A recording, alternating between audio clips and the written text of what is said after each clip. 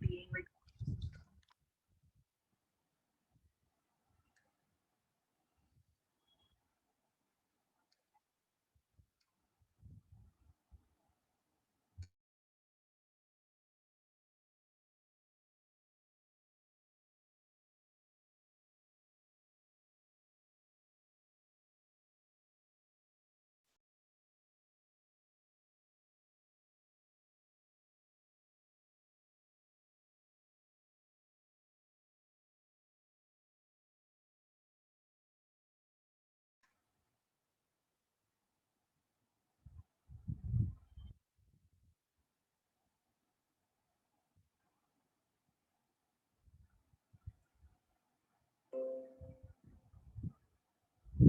Okay, good morning everyone.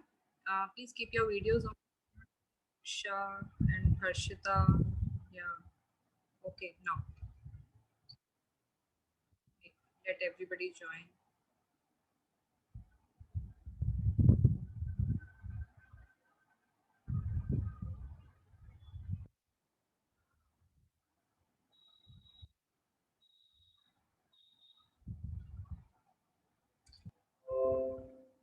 Okay, that's great. So कल हमने माइजम्स के बारे में समझा था, उसमें कोई डाउट है, कुछ पूछना है तो पूछ लीजिए, नहीं तो फिर हम आगे का टॉपिक शुरू करते हैं, relation of pathology with miasm today. अच्छा, मेन बात प्रियंजलि एंड नैंसी, और I can not see you, your videos are off. उसमें कल मैंने एक बात और बताई थी कि माइजम की क्लासिफिकेशन हैनिमन ने कैसे दी थी.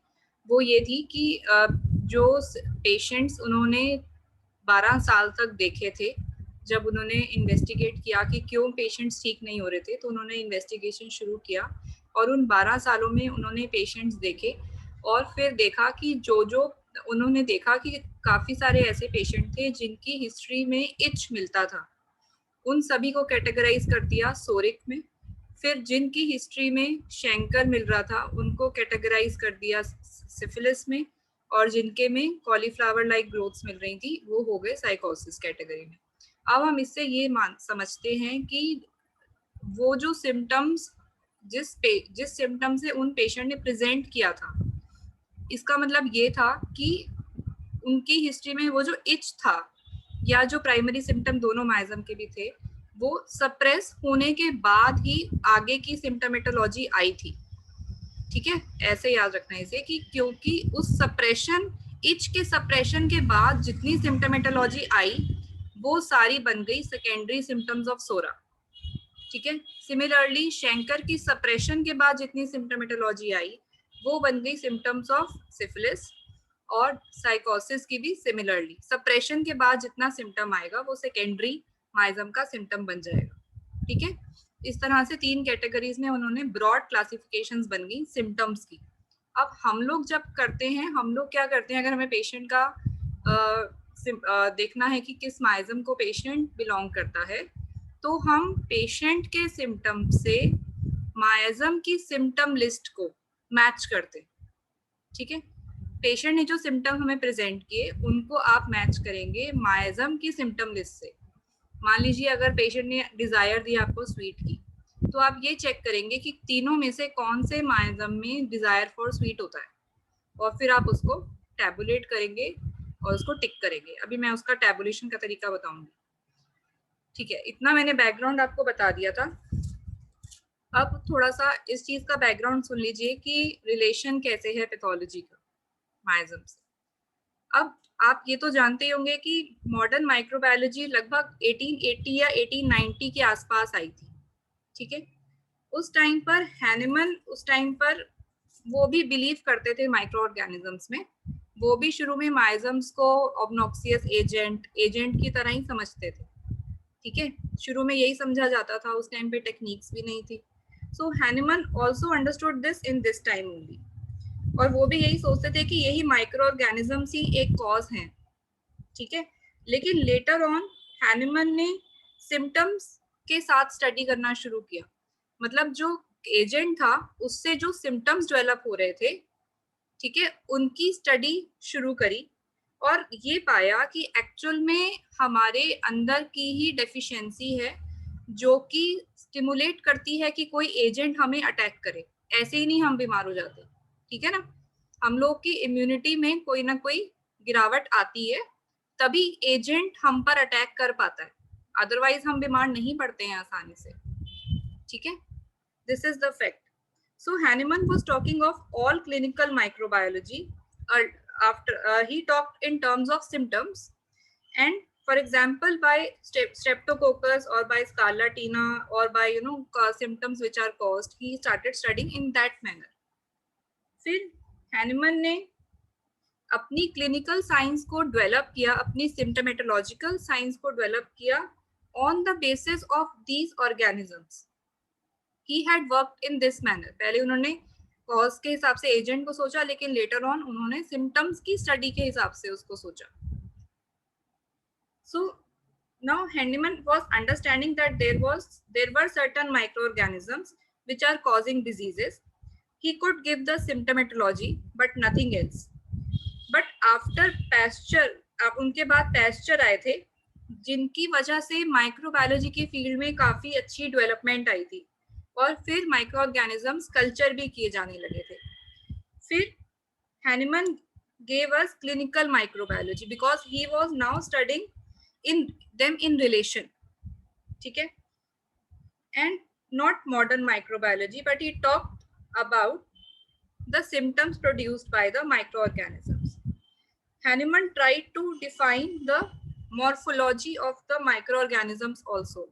Hahnemann had not seen even one case of cholera, but still he was able to cure the cases with the help of the symptoms. ये उस टाइम की बात कर रही हूँ जब हैनिमन थे, आज के हिसाब से तो बहुत चेंजेस और आ गए हैं. So all these developments were taking place while he was in Leipzig, if you have studied the life history, and while he was at Paris. ठीक है. So and पैस्चर ने अपनी पूरी लाइफ हमेशा माइक्रो ऑर्गेनिजम्स को ही treat करने में के हिसाब से सोचने में बिता दी थी, लेकिन उन्होंने भी बाद में अपने जब वो डेथ बेड पे थे लेटर ऑन उन्होंने भी कहा था कि अगर उनको एक और लाइफ मिले तो वो होस्ट के हिसाब से पढ़ेंगे, क्योंकि एक्चुअल में होस्ट होता है जिसकी जो टेंडेंसी के साथ बॉन्ड होता है कि एजेंट उसको अटैक कर पाए. एक्चुअल में होस्ट का एक रीजन मेन होता है, that is the cause, that is the fundamental, the miasmatic cause which the host is having, which is predisposing him to catch infections from the microorganisms. ठीक है, but Hahnemann was on that ground only, he was working on the host only. So actually microorganisms को blame किया जाता था due to their small size, but later on it was found that microorganisms को कुछ ज्यादा ही importance दे दिया गया था, एक्चुअल में होस्ट पे वर्क किया जाना चाहिए था. So Hahnemann did work for pathology, he did for therapeutics. Hahnemann ने ऐसे भी काम किया था कि एक दवाई के हिसाब से, एक माइक्रोऑर्गेनिजम्स के हिसाब से उसकी एक दवाई, बट लेटर ऑन उन्होंने यही कहा कि ट्रीटमेंट और क्योर सिर्फ और सिर्फ सिमिलिया से ही आ रहा है, थेरापेटिक्स के बेसिस पे नहीं आ रहा. होम्योपैथी में कभी भी हम एक डिजीज के लिए दवा नहीं देते हैं, हम हमेशा पेशेंट के सिम्टम्स के बेसिस पे दवा देते हैं, ठीक है. तो Hahnemann ने यही कंक्लूड किया था कि एक्चुअल में it is all on the basis of similia that you can cure. So Hahnemann classified the diseases, ठीक है. Hahnemann ने अपनी ऑर्गनोन में आप देखेंगे अफोरिज्म नंबर 78 मैंने कल बताया था ना, क्रॉनिक ट्रू माइasmatic क्रॉनिक डिजीज, उसके पहले की अगर आप अफोरिज्म्स में जाएंगे तो Hahnemann ने उसके ट्रू क्रॉनिक डिजीजेस के पहले डिस्क्राइब किया है आर्टिफिशियल सूडो क्रॉनिक डिजीजेस को, और फिर डिस्क्राइब किया है आइट्रोजेनिक डिजीजेस को, ठीक है. सूडो क्रॉनिक वो जिसके अंदर दवा देनी ही नहीं पड़ती, ठीक है, सिर्फ आप एक्साइटिंग मेंटेनिंग कॉज हटाइए, पेशेंट अपने आप ठीक हो जाएगा. आइट्रोजेनिक वो जो कि सबसे ज्यादा it is second important, but actual में वो मोस्ट इम्पॉर्टेंट होती है, क्योंकि वो ड्रगिंग से क्रिएट हुई हुई डिजीज होती है और वो उसको ठीक करना बहुत मुश्किल होता है, और वो फिजिशियन की गलतियों की वजह से होती है और वो नहीं की जानी चाहिए. Iatrogenic disease, it is drug induced disease, and that is not, we should not do, first we should not do any harm, cure later. First think about not doing any harm, then later it matters that how much you cure the patient. पहले harm नहीं होना चाहिए, always remember this. अब हैनिमन ने diseases classification को, जो अपनी diseases को क्लासिफाई किया था वो सिम्टोमेटोलॉजी के बेसिस पे, वो कॉज के बेसिस पे। जो आप माइजम्स पढ़ते हो, जो उसके मैनिफेस्टेशंस होते हैं, एक्चुअल में उसके बिहाइंड कॉज क्या है, फंडामेंटल कॉज है ना। तो ये जो माइजम्स का टॉपिक है, ये कॉज एंड इफेक्ट के बेसिस पे भी पढ़ा जाता है। इसके लिए एक अलग से पूरी क्लास चाहिए। कॉज एंड इफेक्ट का एक सेपरेट टॉपिक होता है, ठीक है। उसके अंदर सारे डिफरेंट डिफरेंट कॉजेस के बारे में बताया जाता है, और क्रॉनिक डिजीजेस का एक फंडामेंटल जो पीछे कॉज एंड इफेक्ट है, कि पीछे कॉज होगा फंडामेंटल का तो ही मैनिफेस्टेशन होगा, अगर वो कॉज नहीं होगा तो मैनिफेस्टेशन भी नहीं होगा। If there is a cause then only there is effect, and behind every effect there are multiple causes, not just one cause. And then हाँ, मॉडर्न पैथोलॉजी में हम लोग क्या करते हैं कि हम लोग डिजीजेस को नोसोलॉजिकल बेसिस पर, माइक्रो ऑर्गेनिजम्स के हिसाब से इस तरह से क्लासिफाई करते हैं। बट ये डिफरेंसेस बता रही हूँ, पैथोलॉजी वही है जो माइजम है, बट उसको उस समय में इस ढंग से देखा जाता था और आज उसको अलग ढंग से देखा जाता है वो सेम, ठीक है।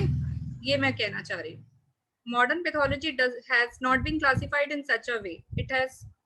वो आजकल हम लोग क्या करते हैं कि हम लोग क्या है क्या नहीं है बहुत ही प्रैक्टिकली क्लिनिकली चीजों को देखने लग जाते हैं, बट हमें सिम्टम्स के हिसाब से क्लासिफिकेशन को समझना चाहिए जो हमारी ऑर्गनॉन में दिया है, और उसी को फॉलो करने से एक्चुअल क्योर आता है, ठीक है। लॉ ऑफ सिमिलिया ही है जिससे प्रॉपर क्योर होता है, ट्रीटमेंट नहीं, क्योर।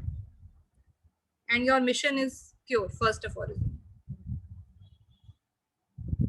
सो हैनिमन ने जितना भी देखा था अपने क्लिनिकल वर्क के हिसाब से देखा था। हैनिमन ने अपनी 5 सेंसेस को यूज करके देखा था, आंख, नाक, स्मेल, सब चीजों को यूज करके हम लोग पेशेंट देखते हैं, ठीक है। So he had used these instruments to see his patients clinically, and his laboratory consisted of these 5 senses, his patient and few of his instruments for checking the patient. And then उसने अपनी classification दिया था, artificial chronic disease, chronic true miasmatic, true chronic diseases and hydrogenic diseases.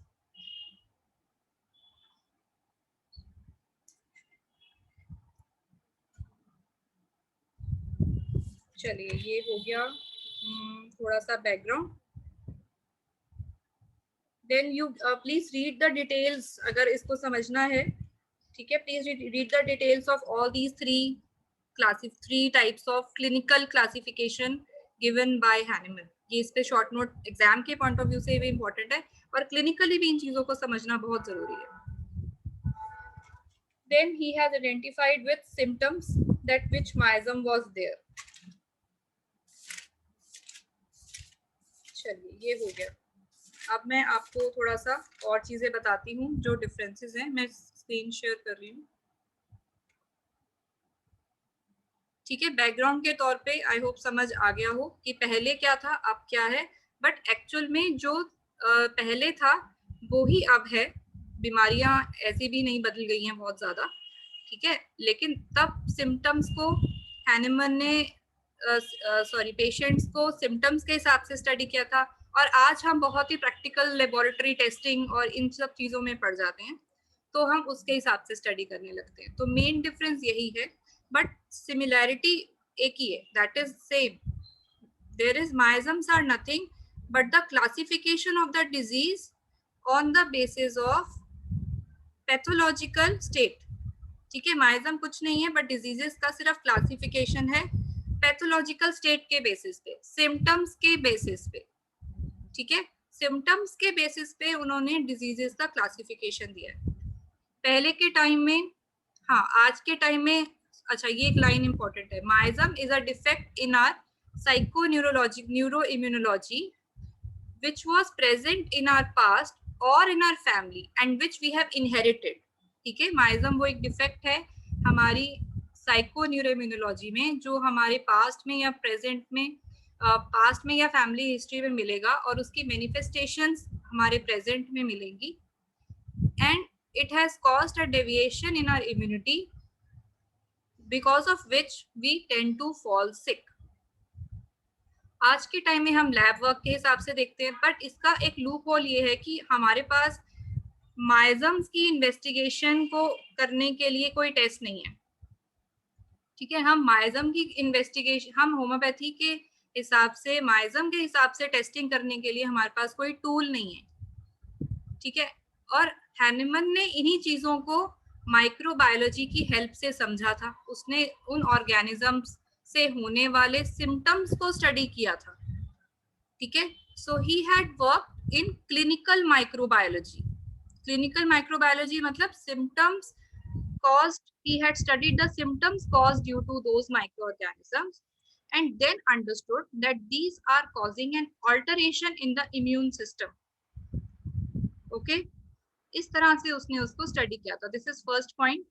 Second point, अब हैनिमन के time पर कोई treatment उस time नहीं थे, ज्यादा फैसिलिटीज नहीं होती थी और सिम्टम्स का प्रॉपर क्योर नहीं किया जा सकता था, इसलिए सप्रेशंस बहुत हो जाती थी और उसका रिजल्ट ये होता था कि वो फर्दर जनरेशन्स में कैरी हो जाती थी। ठीक है, लेकिन हैनिमन ने उसको उसी स्टेज पे स्टडी किया था।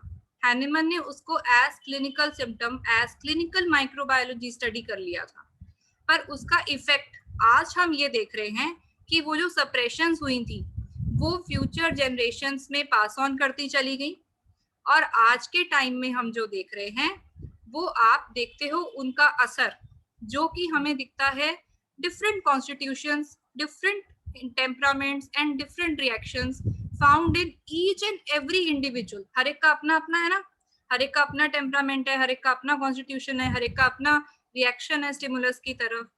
This is all we see today. अब सोरा सबसे बड़ा माइजम था तो उसकी ही मैनिफेस्टेशंस सबसे ज्यादा मिलती हैं, उसी के सेकेंडरी सिम्टम आज सबसे ज्यादा मिलते हैं। So this is what we study, and today we are studying them. How?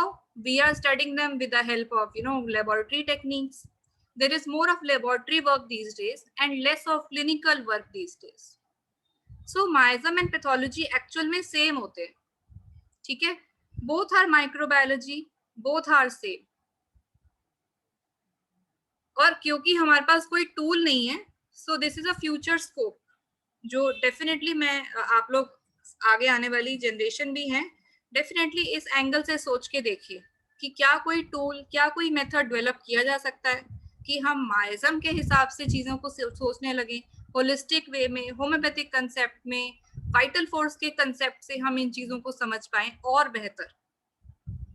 ये मैंने एक डायग्रामेटिकली दिखा दिया है कि मॉडर्न माइक्रोबायोलॉजी बैक्टीरियोलॉजी होती है और क्लिनिकल माइक्रोबायोलॉजी वो थी जो हैनिमन ने दी थी। माइजम भी पैथोलॉजी होती है और जो हम पढ़ते हैं वो भी पैथोलॉजी होती है। अब हैनिमन के टाइम में तीसरा पॉइंट मैं ये बता रही हूँ कि सोरा सबसे ओल्ड माइजम है और होम्योपैथी तो नहीं थी, चलो माना उन दिनों में, लेकिन ट्रीटमेंट्स तो किए जाते थे ना, बीमारियां तो तब भी थी और उन दिनों में पेशेंट्स को हमेशा नेचुरल वे में ट्रीट किया जाता था। उन दिनों आयुर्वेदा था, आयुर्वेदा होम्योपैथी से पुराना है, उस समय आयुर्वेदा था तो पेशेंट्स को ट्रीटमेंट आयुर्वेद से मिलता था, स्पिरिचुअल ग्राउंड्स पे मिलता था, नेचुरल वे से मिलता था, पर सप्रेशंस भी होती थी। पर क्या होता चला गया कि इन्फेक्शंस तब हुए जब हम इन नेचुरल वे से दूर होते गए। जैसे ही हम नेचर से दूर होते जाते हैं इन्फेक्शंस बढ़ते जाते हैं, इन्फेक्शंस आने लगते हैं, डिजीजेस आने लगती हैं, डिजीजेस आती हैं, सिम्टम्स ज्यादा आने लगते हैं, ग्रुप ऑफ सिम्टम्स आने लगते हैं। सो अब हैनिमन, ये तो हम आज भी देख रहे हैं, हैनिमन ने इन्हीं चीजों को 3 ब्रॉड ग्रुप्स में बांटा था। उसने डिजीजेस को सिम्टम्स के हिसाब से 3 ब्रॉड ग्रुप्स में स्टडी किया था और सिमिलरली उसने मेडिसिन भी क्लासिफाई की थी। एंटी माइजमेटिक मेडिसिन भी होती हैं तो वो भी anti सोरिक medicine, anti syphilitic, anti psychotic medicine होती हैं। ठीक है, वो दवाइयां जो माइजम के प्राइमरी सिम्टम को प्रोड्यूस कर सकती हैं या फिर क्योर कर सकती हैं या फिर माइजम के सेकेंडरी सिम्टम को ठीक करके प्राइमरी सिम्टम का ऑनसेट लेकर आ सकती है, मतलब डिजीज को रिवर्स डायरेक्शन में मूव करा सकती हैं हेरिंग्स लॉ के मुताबिक। ठीक है, सेकेंडरी सिम्टम से पेशेंट ने प्रेजेंट किया, हमने उसको अगर ठीक दवा दिया है तो पेशेंट अपना पुराना सिम्टम प्रेजेंट करेगा, यानी कि सेकेंडरी से प्राइमरी की तरफ मूव करेगा, और यही दवाइयां उसको क्योर करती हैं. These would help him to get cure. अब क्योंकि उस समय ट्रीटमेंट्स नहीं थे तो सप्रेशंस होती थी और patient as a whole used to be affected. There psychoneuroimmunology, PNI means psychoneuroimmunology, used to be deranged. ठीक है, क्योंकि ट्रीटमेंट नहीं हुआ, सप्रेशन हुआ, अब पेशेंट का इम्यूनिटी गिरा. ठीक है, कल मैंने बताया था क्रॉनिक माइजम होता है, फिर इन्फेक्शन होता है उसके अंदर, और वो क्यों होगा? क्योंकि PNI डिरेंज्ड होगा, और वो जैसे ही डिरेंज्ड होगा, हमारी बॉडी जैसे ही थोड़ी सी भी वीक हुई तो हम लोग ससेप्टिबल हो जाते हैं किसी भी एजेंट के अटैक के लिए. And this can be due to any emotional upset, any weather condition, any factor occurring in environment, agent or the host. ये किसी भी वजह से हो सकता है. अब स्टिमुलस मिला तो क्या होगा कि हमारा इंटरनल माइजम जो कि किसी तरह से संभले बैठा था वो एक्सप्लोड करेगा और सेकेंडरी सिम्टम मैनिफेस्ट कर जाएगा. ठीक है, और हैनिमन के टाइम पर उनको सिम्टम्स के हिसाब से देखा करा जाता था, पर आज के हिसाब से इन्हीं को, जब यही प्रोसेस आज के टाइम में होता है, जब हम इसी ढंग से हम वीक हो जाते हैं, हमारी PNI डिरेंज्ड होती है, तो हम इन्हीं को आज, इन्हीं चीजों को हम आज मॉडर्न वे में समझने लग जाते हैं. ठीक है, आज हम उनको डिजीजेस को नोसोलॉजिकल नेम दे करके क्लासिफाई करके समझने लग जाते हैं. आज हम उसको लेबोरेटरी डायग्नोसिस से कंफर्म करके समझने लग जाते हैं. चीजें वही हो रही हैं, पर आज हम उसको अलग ढंग से समझ रहे हैं. ठीक है, so basically this is same. अब concept of constitution studied today is similar to the Ayurveda concept of Vat Pitta Kapha also. अगर आपने पढ़ा हो constitutions, I don't know आपने टॉपिक पढ़ा है कि नहीं. ग्रेवल्स के जो constitutions हैं, sanguine, bilious, etc., ये सब बहुत मैच करते हैं आयुर्वेद के कंसेप्ट से. वात पित्त काफा जो आयुर्वेद का कंसेप्ट है उससे बहुत मैच करते हैं. और हैनिमन ने भी इसकी बात करी हुई है क्रॉनिक डिजीजेस में.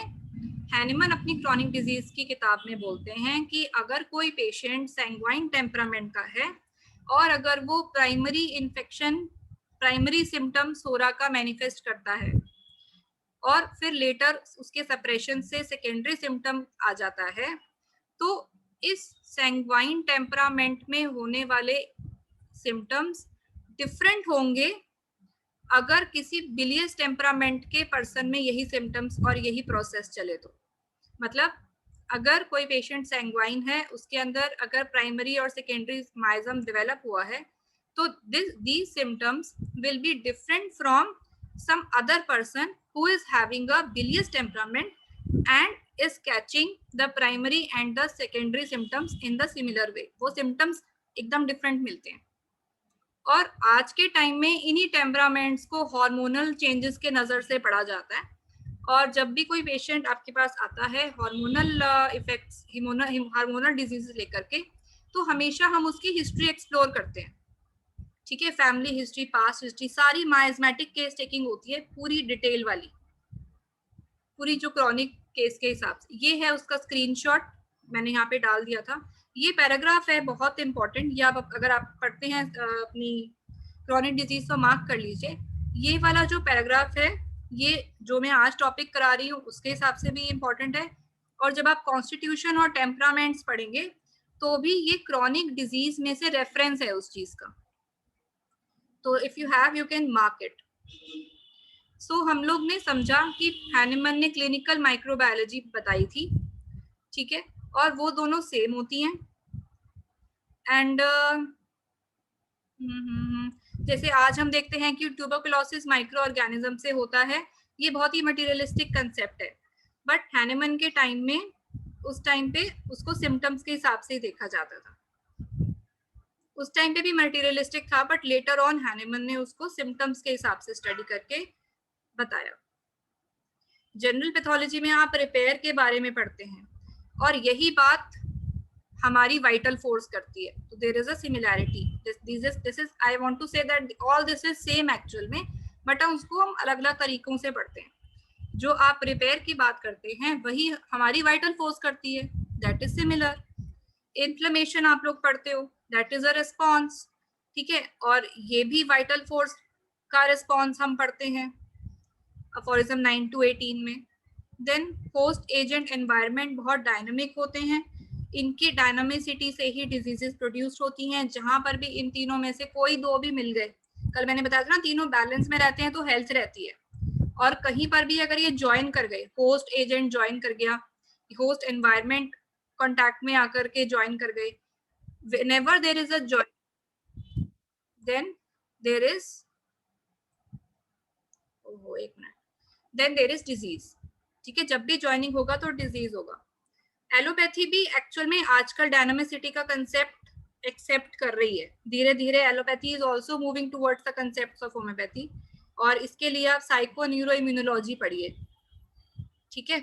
और आजकल आप देख रहे हैं कोरोना के टाइम में भी people are moving towards those holistic and dynamic concepts and promoting and liking the homeopathy is really on the very much beneficial and at the top for the treatment of corona also these days.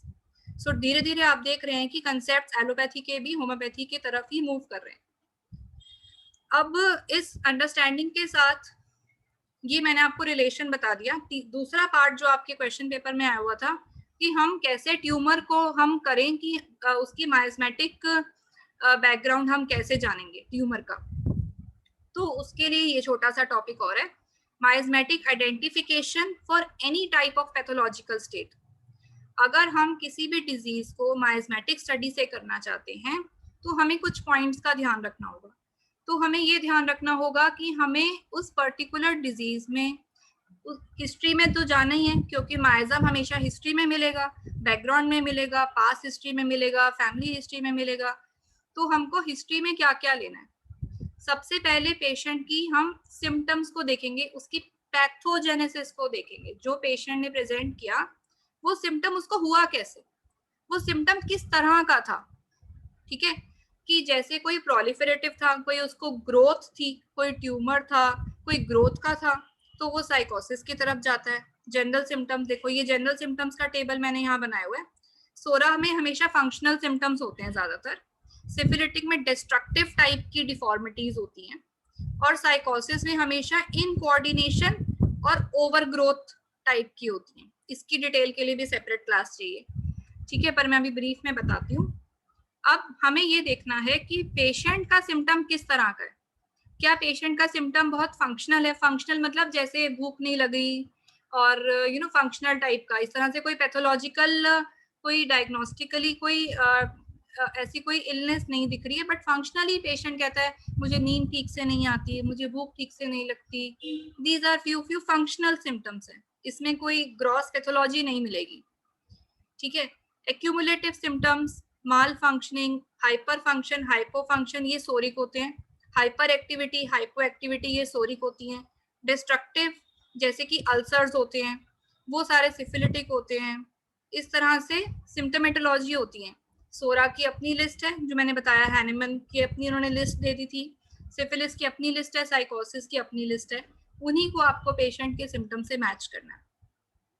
पर ये बात एक समझिए, ये बहुत important बात है कि जब हम पेशेंट देखते हैं तो आप सिम्टम्स तो लोगे ही, लेकिन एक्चुअल में ये क्लासिफिकेशन 3 अलग अलग माइजम्स की बड़ी डिस्टॉर्टेड है, लाइक आपस में मिली जुली है, क्लियर कट नहीं होती, क्योंकि हम हमेशा पेशेंट के सिम्टम्स पे देते हैं। क्योंकि ये भी हो सकता है कि किसी अल्सर के पेशेंट को हमें एंटीसोरिक दवा देनी पड़े, सोरा एंटीसोरिक जाए, या फिर ये भी हो सकता है कि किसी सोरिक पेशेंट को कोई एंटीसिफिलिटिक दवा जाए। ऐसा कॉमन है, ऐसा होता है, ठीक है, क्योंकि हम हमेशा पेशेंट की सिम्टम टोटलिटी पे दवाई देते हैं, हम सिम्टम्स पे दवाई देते हैं, हम इंडिविजुअलाइजेशन पे दवाई देते हैं, ठीक है। तो ये जो ब्रॉड क्लासिफिकेशन है माइजम का, ये अंडरस्टैंडिंग तो इसकी होनी ही चाहिए, बट फिर भी आपको हमेशा पेशेंट को इंडिविजुअली ट्रीट करना है, इंडिविजुअलाइजेशन पे ही ट्रीट करना है। सिर्फ आपको समझने के लिए इन पैथोलॉजिकल डिजीजेस को समझना है, ठीक है, और इन चेंजेस को समझना है कि पेशेंट की पैथोजेनेसिस किस तरफ जा रही है। Then second point for miasmatic identification is the family history. दोनों साइड की लेनी है, मम्मी की साइड की, पापा की साइड की, ठीक है। दोनों के parents, grand parents, brother, sister, uncle, aunt, जिनसे भी हमारा ब्लड रिलेशन होता है, इवन हमारी मासी, बुआ, जिनसे हमारा ब्लड रिलेशन होता है, इनको भी, इनकी डिटेल भी लेनी है, और as much detail as possible. और फैमिली हिस्ट्री और पास्ट हिस्ट्री, इसके लिए आप अफोरिज्म 5 के पॉइंट्स को डिटेल में स्टडी कीजिए, जितना हो सके डिटेल उतना डिटेल, ठीक है। और एनालिसिस का टॉपिक पढ़िए, तभी आप अच्छे से फैमिली हिस्ट्री और पास्ट हिस्ट्री को लेना जान पाएंगे। माइजमेटिक डायग्नोसिस के लिए आपको pathogenesis, family history, past history और एक दो पॉइंट और है वो बता रही हूँ, वो सब जरूरी रहेंगे। पास्ट हिस्ट्री में सबसे पहले इंट्रा यूट्राइन हिस्ट्री, ये मदर बताती हैं जनरली। और फर्स्ट इलनेस, पैदा होने के बाद सबसे पहली इलनेस क्या आई, जैसे कोई कोई बच्चे होते हैं जो जिनका बहुत नोज ब्लॉकेज रहता है, ये अगर इस ऐसी हिस्ट्री मिलती है तो ये सिफिलिस की तरफ पॉइंट करती है कि जो पर्सन है वो सिफिलिस माइजम के साथ बॉर्न हुआ था, ठीक है। पास्ट हिस्ट्री की आप सारी इलनेसेस पूछेंगे, आप सारी वैक्सीनेशन हिस्ट्री के बारे में पूछेंगे, वैक्सीनेशन का सेपरेट टॉपिक है बहुत बड़ा। देन एनिमल बाइट्स के बारे में पूछेंगे, देन अफोरिज्म 5 असेसरी सर्कमस्टांसेस के बारे में, एंड एनामनेसिस के बारे में। ये सारे पॉइंट्स होते हैं जो आपको हेल्प करते हैं माइजम जानने के लिए। फिर पर्सनालिटी, पेशेंट कैसा दिखता है, सोरा, सिफिलिस, साइकोसिस, तीनों के अपना अपना फिजिकल अपीयरेंस भी होता है, ठीक है। सबके अपने अपने मेंटल सिम्टम्स भी होते हैं। उनकी सिम्टम लिस्ट आप सुब्रता कुमार बनर्जी की किताब है miasmatic diagnosis bye Subrata Kumar Banerjee, इस किताब से आप ये सारी सिम्टम्स की लिस्ट को पढ़िए। सोरा के सिम्टम कैसे होते हैं, सिफिलिस के और साइकोसिस के, इन्हीं को आप मैच करेंगे पेशेंट के सिम्टम्स से। पर्सनैलिटी में अगर आप देखें तो फिजिकल सिम्टम भी आएंगे और मेंटल भी आएंगे। अगर पेशेंट बॉर्न हुआ है मॉर्फोलॉजिकल मैनिफेस्टेशन से, मान लीजिए सिफिलिटिक मैनिफेस्टेशंस के साथ, उसका अपीयरेंस सिफिलिस माइजम की तरह से मैच करता है, तो ऐसा भी हो सकता है कि फ्यूचर में उसके मैनिफेस्टेशन चेंज हो जाएं और वो साइकोसिस की तरह आ जाए, ठीक है। पर ये याद रखिए कि उसका सिफिलिस माइजम जिसके साथ वो बॉर्न हुआ था वो रहेगा ही रहेगा, वो नहीं बदला। जो आगे के और माइजम आए हैं वो फर्दर चेंजेस आए हैं कॉन्स्टिट्यूशन में उसकी, but syphilis is there, it won't go anywhere. और जितना माइजम कॉम्प्लिकेट हो जाता है, psora plus syphilis, syphilis plus sycosis, जितना ये कॉम्प्लिकेशन बढ़ेगा उतना ट्रीटमेंट करना मुश्किल होता है, उतना ही समय लगता है, उतनी ही पैथोलॉजी, उतनी ही डिजीज ज्यादा होती है, ठीक है। तो हमें कॉन्स्टिट्यूशन भी देखना है, थिन, फैट, और इसको मैच करना है कि ये किस माइजम की तरफ जा रहा है। पर्सनैलिटी, एज ये मैंने बता दिया, मेंटल सिम्टम, दोनों चीजें लेंगे आप पर्सनैलिटी में, फिजिकल एंड मेंटल। फिर प्रेजेंट कंप्लेंट, जैसे कि मोडालिटी, प्रेजेंट सिम्टम्स लेंगे कि वो किससे मैच करते हैं, कौन से माइजम से मैच करते हैं, उसमें सबसे इंपॉर्टेंट है मोडालिटी। फिर कैरेक्टर, जैसे physical, general, desire, aversion, discharges, ये सारे इंपॉर्टेंट रहेंगे, ठीक है। और इन्हीं को आप, ये देखो मैंने रेड में नीचे लिख दिया है कि इन माइजम्स को आप मैच करेंगे पेशेंट की पेशेंट के सिम्टम्स के साथ। आपका टास्क ये है कि आप तीनों माइजम्स के सिम्टोमेटोलॉजी को स्टडी कीजिए, बीके सरकार में से, सुब्रता कुमार बनर्जी की किताब से और एमएल धावले की किताब से। इसमें आपको सिम्टम लिस्ट मिल जाएंगी। And most important, chronic diseases में से ये ऐसे करते हैं माइजमेटिक एनालिसिस। ये मैंने एग्जाम्पल के तौर पे डाला है, इसको लीजिएगा मत, एग्जाम्पल है। जैसे मैंने ये कॉलम बनाया, इधर मैंने सिम्टम लिख दिए पेशेंट के, फॉर एग्जाम्पल मेरे पास ये 5 सिम्टम थे। अब एंग्शियस और हाइपर सेंसिटिव सोरा होता है, तो इसको मैंने टिक कर दिया। हंगर, ऑल गॉन सेंसेशन थी पेशेंट में, और ये मैच कर रही थी सोरा से, इसको सोरा, और ये मैंने गलती से यहाँ साइकोसिस करा, दिस इज रॉन्ग, साइकोसिस नहीं होता है, सोरा ही होता है। फिर spicy meat is in syphilis. इस तरह से मैंने पेशेंट के सिम्टम को मैच किया और देखा कि कौन सा सिम्टम किस माइजम के सिम्टम से मैच कर रहा था, और फिर मैंने टोटल किया। मुझे मिला कि पेशेंट के 3 सिम्टम सोरा से मैच कर रहे थे, 1 सिम्टम सिफिलिस से और 2 सिम्टम साइकोसिस से। तो मुझे ये समझ में आया कि पेशेंट मेरा सोरिक है, क्योंकि उसके मैक्सिमम नंबर ऑफ सिम्टम सोरा के आ रहे हैं। और ये जो हम लिस्ट बनाते हैं, ये हम टोटलिटी ऑफ सिम्टम्स की बनाते हैं, जो आप टोटलिटी निकालते हो उसकी आप माइजमेटिक एनालिसिस करते हो, ठीक है। तो फिर वो आपके पास 8-10 सिम्टम ही होते हैं, उनको आप मैच करते हो और डोमिनेंट माइजम निकाल पाते हो। This is the way to do miasmatic analysis of the patient, कि पेशेंट का डोमिनेंट माइजम क्या है वो आपको पता चल जाएगा। पर आपकी मैचिंग ठीक होनी चाहिए, आपकी नॉलेज ठीक होनी चाहिए, तभी आएगा ये एक और रेफरेंस है जो एमएल धावले की किताब में दिया हुआ था, ये आप रीड कर लीजिएगा, ये आपको आ जाएगा समझ में। स्क्रीनशॉट ले लो, बुक में से देख लेना। ये मैंने बता ही दिया है कि हमेशा इंडिविजुअलाइजेशन पे ही आप काम करेंगे, हमेशा माइजम पे नहीं, हमेशा सिम्टम्स देखेंगे, ठीक है। एंड एक बात ये सोच के देखिए कि जो आज हम टैगिंग करते हैं डिजीजेस की, इज इट रियली वर्थ, क्या उसका पर्पस वाकई में फुलफिल होता है? टैगिंग का पर्पस होता है कि वो उसकी एटोलॉजी को बता सके, पर क्या हमारी टैगिंग एटोलॉजी बता सकती है? नहीं। एटोलॉजी कॉज ऑफ डिजीज सिर्फ और सिर्फ सिम्टम बताते हैं। सिम्टम पेशेंट को का मिलेगा तो उसी के पीछे उसका कॉज मिलेगा, और आप उसी हिसाब से अगर ट्रीटमेंट करेंगे तो ही क्योर होगा।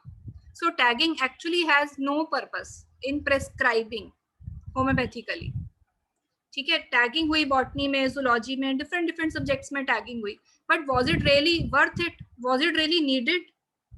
ठीक है। ट्रीटमेंट और क्योर हमेशा सिम्टम्स के बेसिस पे होता है।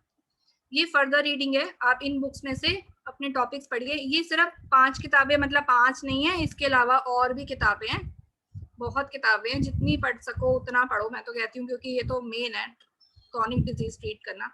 हाँ, इस टॉपिक से रिलेटेड जो आपके सिलेबस में है वो आप चैप्टर 8 पढ़ेंगे, general pathology of homeopathy, Stuart close philosophy में से, वो आपका सिलेबस में है। और ये टॉपिक उसमें से क्वेश्चन आया हुआ है, जो मैंने आज टॉपिक पढ़ाया है एक्चुअल में वो इस चैप्टर का टॉपिक है, ठीक है। इसके अलावा आप सिम्टम्स पढ़ सकते हैं, क्रॉनिक डिजीज एंड ऑल, ये आप ले लीजिए, ऑर्गेनॉन के रेफरेंस डाल दिए मैंने साथ में। So start studying, study hard and see the magic, and it is not any more time for any excuses, and you can see which step have you reached today, ठीक है।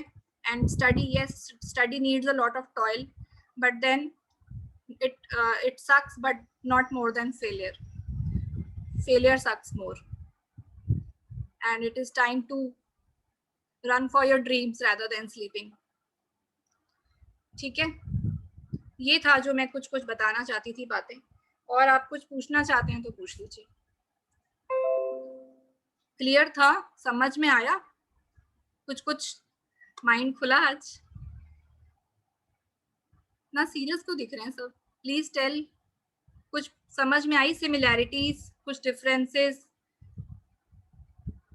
Blank faces, कुछ बोलते नहीं क्या आप लोग? मैं ही बोलती हूँ। आ गया मैम समझ, आया समझ में?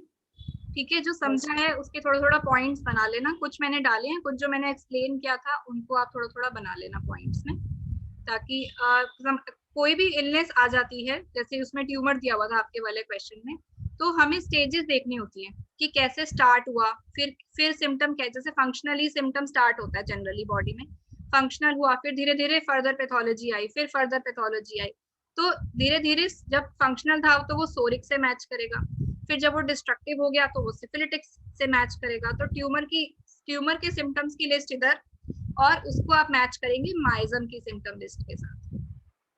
तो आप देखेंगे कि ट्यूमर की कौन सी स्टेज पे कौन सा सिम्टम आ रहा था, और वो उस कॉरेस्पॉन्डिंग टाइम पर कौन से माइजम के सिम्टम से मैच कर रहा था। तो आप इस तरह से ट्यूमर की एनालिसिस कर सकते हैं माइजमेटिकली, ठीक है। Basically matching the symptoms of disease with the symptoms of miasm. इसके लिए आप स्टडी कर लीजिएगा, सुब्रता कुमार बनर्जी की सबसे कंसाइज लिस्ट वही है, बाकी तो डिटेल अब एग्जाम के टाइम में बोल रही हूँ, बाद में तो और अच्छी अच्छी किताबें पढ़ो, तभी मजा आएगा करने में काम, ठीक है। कोई डाउट हो तो बेसिक मैसेज करके भी पूछ लीजिएगा, ठीक है। चलिए, good bye, keep studying, all the best for your exams this week, ठीक है। चलिए, okay, bye. Thank you ma'am, welcome. Thank you ma'am. Let it end on its own.